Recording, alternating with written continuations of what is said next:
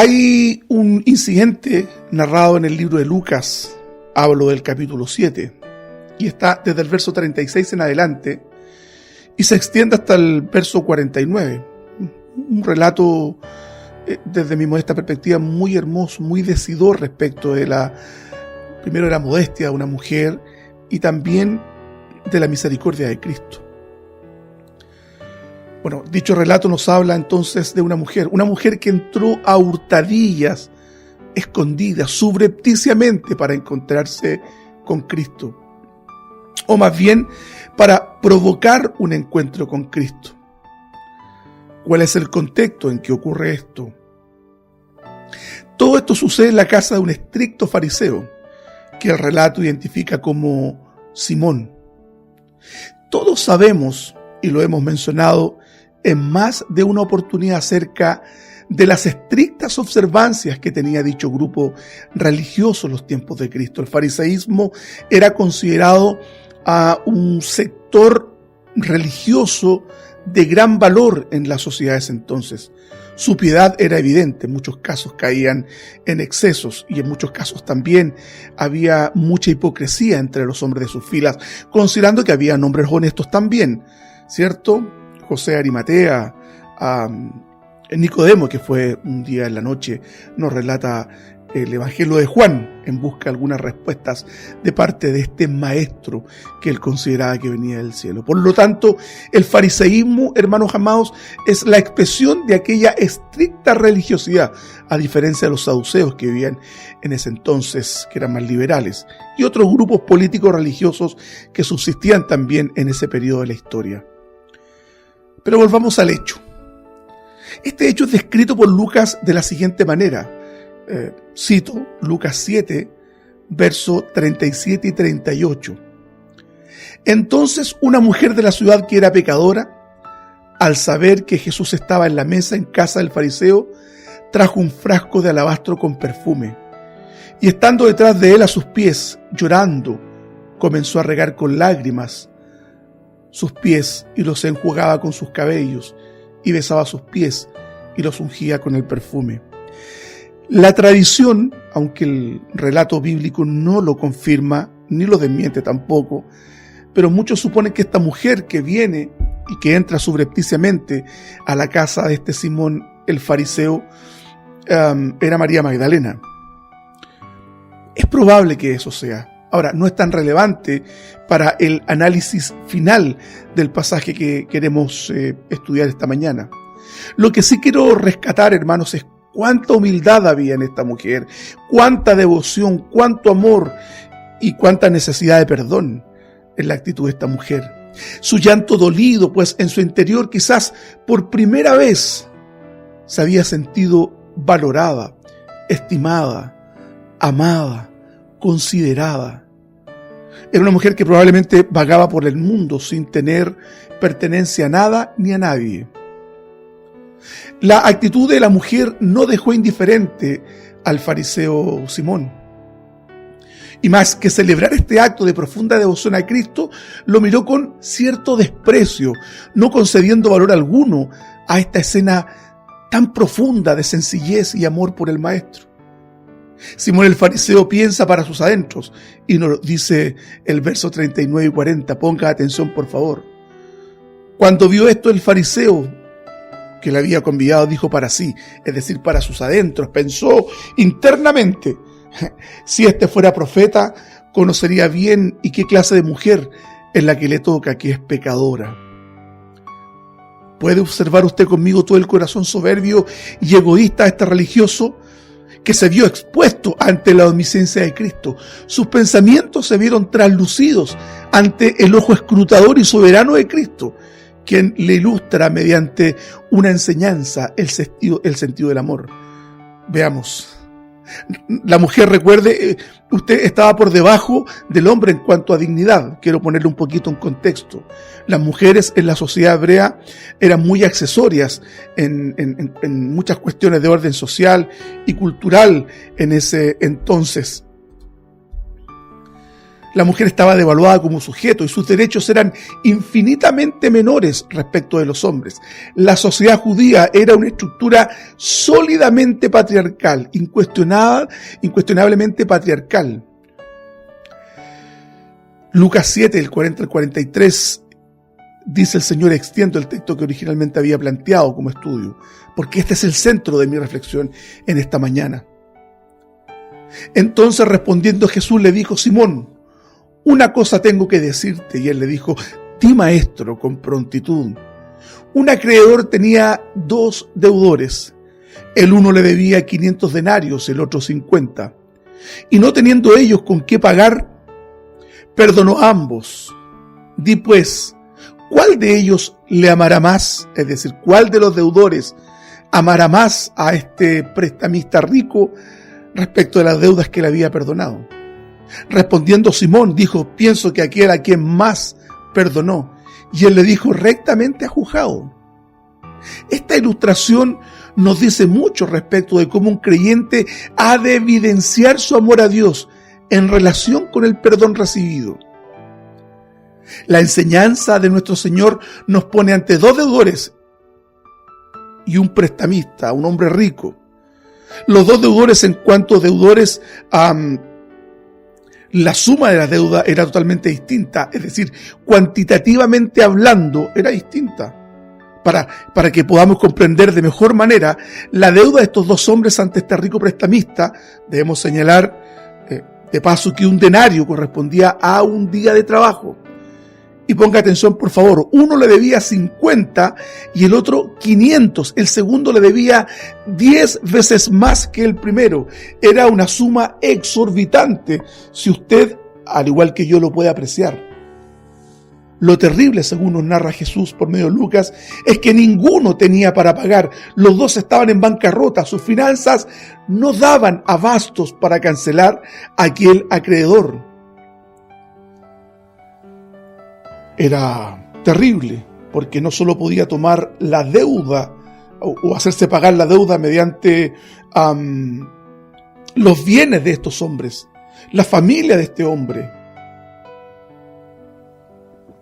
Quiero ponerlo en contexto, mi hermano y mi hermana. Si usted le debe a algún banco, supongamos la mensualidad de su casa, acá en Chile le llamamos dividendos.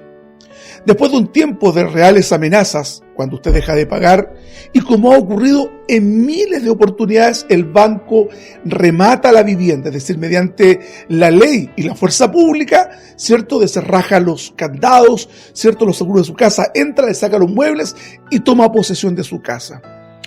Todo esto lo sigue un juicio civil.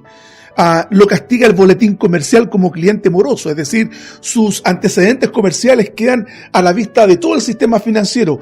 Por tanto, usted no es sujeto de crédito alguno, o sea, le quitan todo y además de quitarle todo, le cierran el mercado financiero para que usted pueda hacer frente a los requerimientos económicos de su familia. Esto es terrible, lo que ocurre particularmente acá en Chile, considerando que las tasas de interés que aplican los bancos son altísimas. Una de las injusticias que ciertamente hay que corregir. Si usted no le paga a una entidad financiera en Chile, lo embargan. El hombre rico, este prestamista en cuestión, podía echar mano a todos los recursos morales. No solo llamar la atención a la conciencia de estos 2 deudores en términos morales, sino que también en términos legales los podía encarcelar. Le podía quitar con interés el monto de la deuda. Pero contrario a todo lo que podemos esperar, este hombre rico perdona a sus deudores, es decir, aquel que le debía 50 denarios y aquel que le debía 500 denarios. Usted puede imaginar a estos 2 hombres cuando el rico prestamista les informa que la deuda está cancelada y que no hará nada sino solo perdonarles el dinero adeudado. Y le pongo en contexto nuevamente, si usted debe los dividendos de su casa, un crédito financiero, y el banco lo llama y le dice: ¿sabe qué? Hemos perdonado su deuda.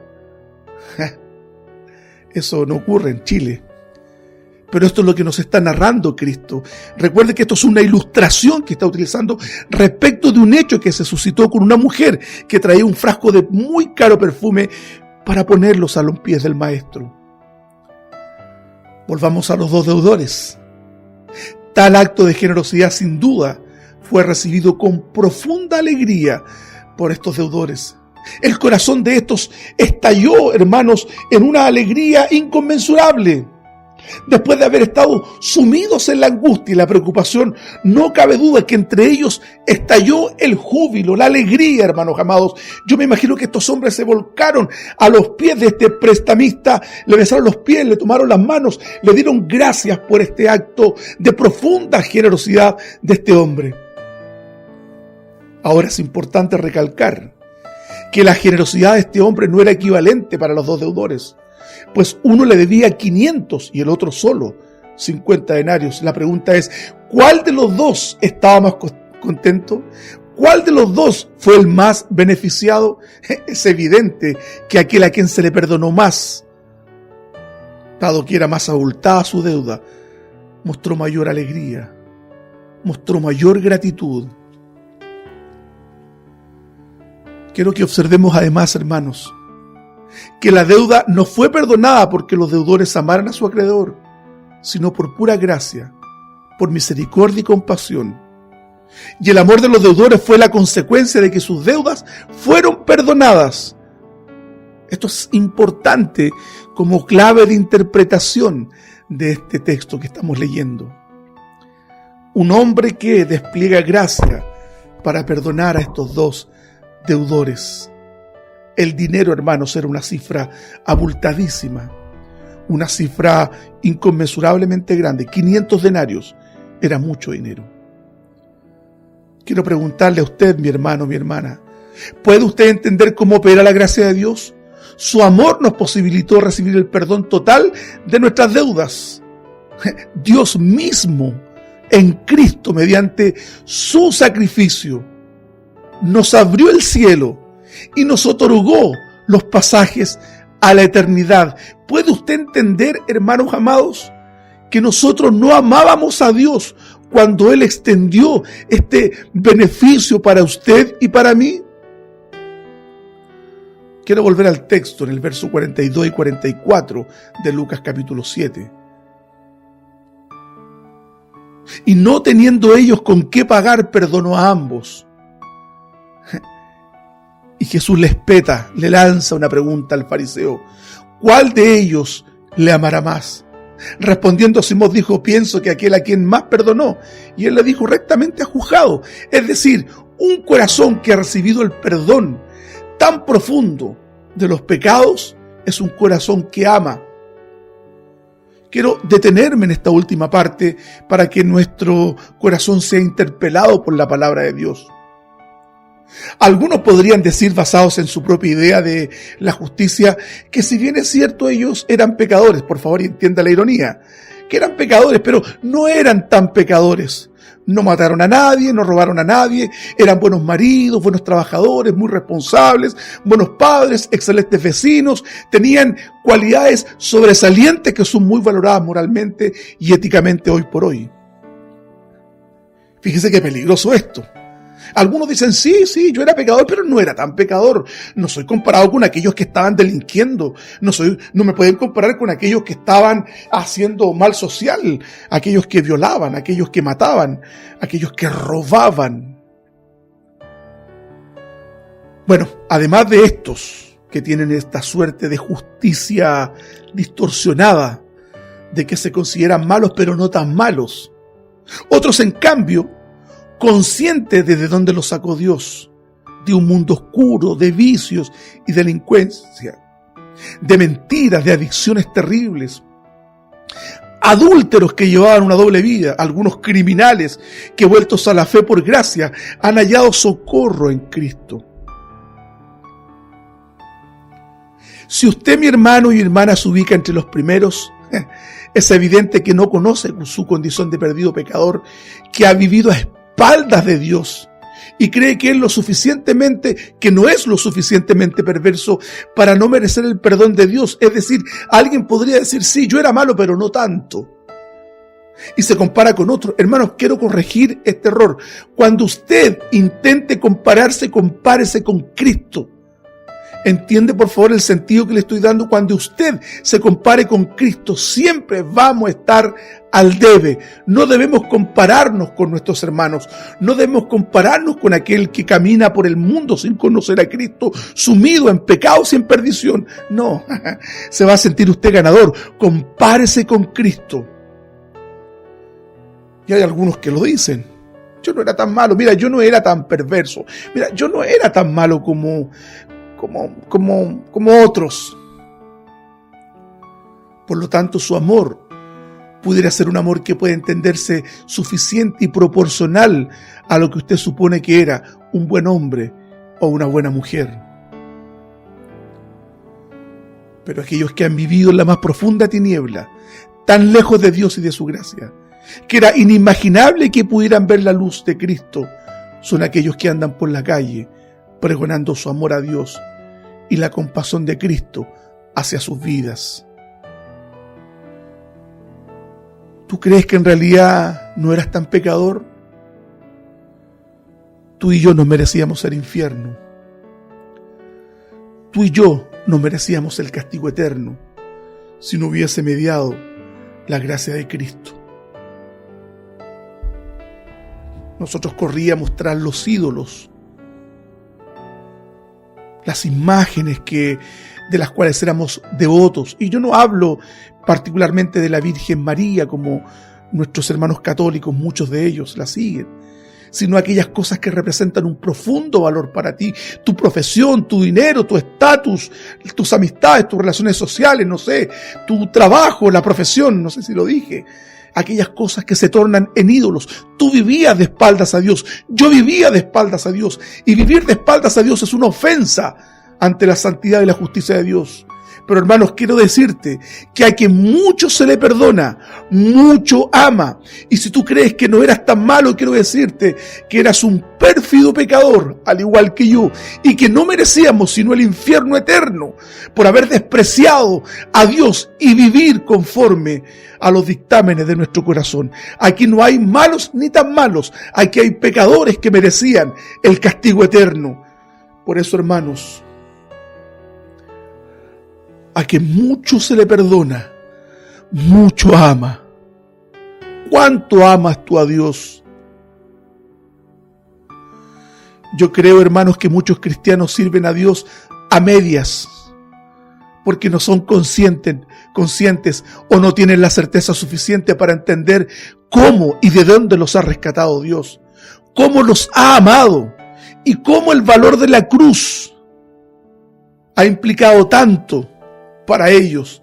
No lo saben, lo ignoran o prefieren vivir de espaldas a esa verdad para llevar esta vida de cristianismo light, este cristianismo, como siempre hemos mencionado, del fast gospel, el evangelio facilito, de aquellas iglesias donde tú vas para que te sometan a una terapia, para que te sientas bien y vuelvas a tu casa renovado. Hoy fui a la iglesia, hoy estuvo tan hermosa la palabra del Señor.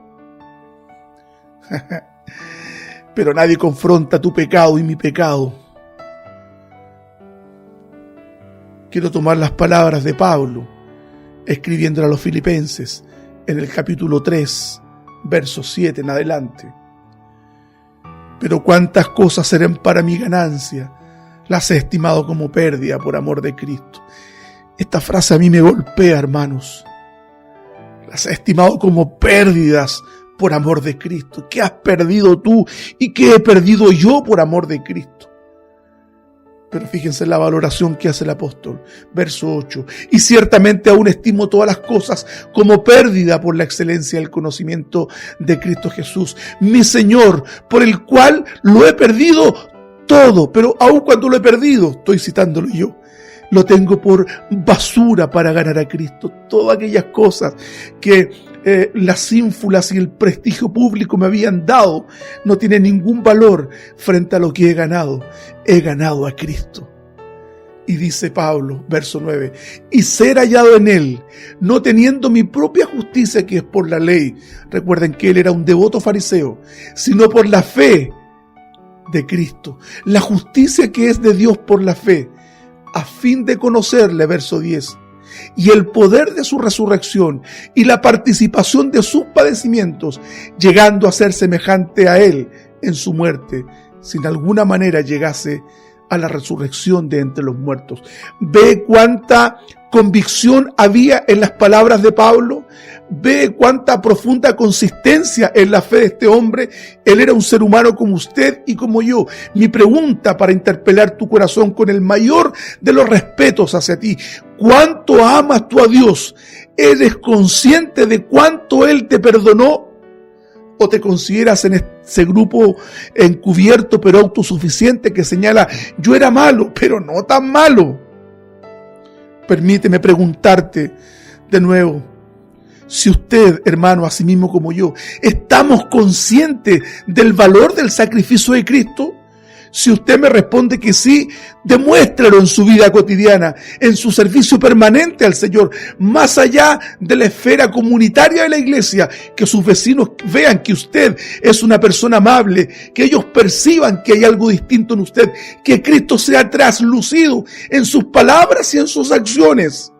Hermanos, si tenemos conciencia de que éramos pecadores impenitentes y que de no mediar la gracia de Cristo hubiésemos sido expulsados al infierno sin apelación alguna. A los que creen que no eran lo suficientemente pecadores, les aguardan pruebas que, créanme, colaborarán a que entienda que debemos someternos con amor a los requerimientos del Evangelio, al punto de que nuestro ego sea sacrificado en el altar de la humildad.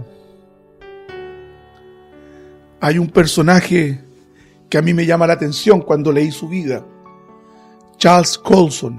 Usted dirá quién era él. Era conocido como Chuck Colson. Chuck Colson fue asesor del presidente Richard Nixon y fue sentenciado a una pena de prisión por las implicancias que este hombre tuvo en el caso de Watergate. Usted lo va a investigar después para no alargarnos. Watergate, el gran escándalo del Partido Demócrata, que implicó la renuncia de Richard Nixon como presidente de Estados Unidos, claramente. Este hombre fue transferido a una prisión federal en la base aérea de Maxwell. Este hombre fue destinado a la lavandería, a lavar ropa. Estamos hablando de un asesor de Nixon, un hombre importante, un intelectual. Charles Colson era un intelectual, lamentablemente murió. Él fundó la fraternidad carcelaria para dar ayuda a aquellos que estaban presos, por la experiencia que él tuvo cuando estuvo detenido. Este hombre era un hombre importante, estamos hablando de un hombre que participaba de la alta esfera política en el gobierno de Richard Nixon. Dice él: en verano hacía un calor insoportable, cuenta. Y su trabajo, nos señala, consistía en clasificar montones interminables de ropa interior, empapada en sudor y uniformes de trabajo. Mire a lo que tuvo que ser sometido Charles Colson, el famoso Chuck.